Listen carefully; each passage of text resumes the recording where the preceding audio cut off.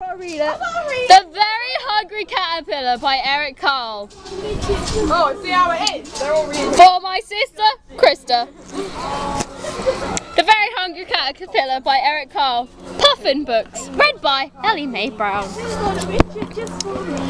In the light of the moon, a little egg on a leaf. On one Sunday morning, the warm sun came up and pop! Out of the egg came a tiny, very hungry caterpillar. Smiley!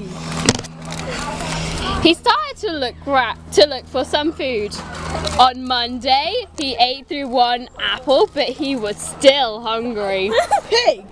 On Tuesday, he ate through 2 pears, and he was still hungry. On Wednesday, he ate through 3 plums, and he was still hungry. What about the starving children? On Thursday, he ate through 4 strawberries, and he was still hungry.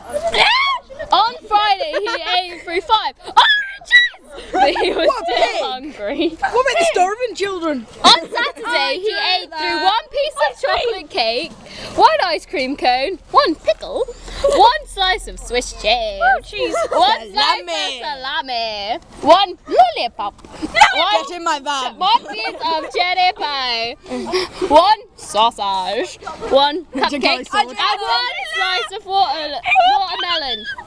That night, he had a stomach ache. Oh my god! The next day was Sunday again. The caterpillar ate through 1 nice green leaf. Oh! And after that, he felt much better.